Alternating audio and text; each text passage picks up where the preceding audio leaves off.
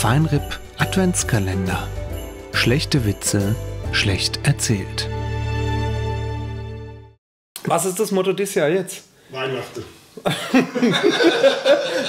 Wir denken mal ein bisschen out of the box, ne? So.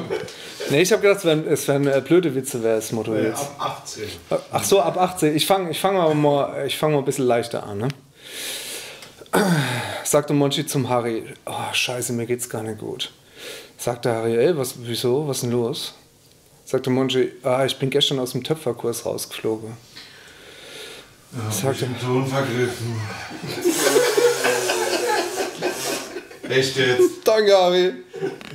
Ja, genau, das war die Idee.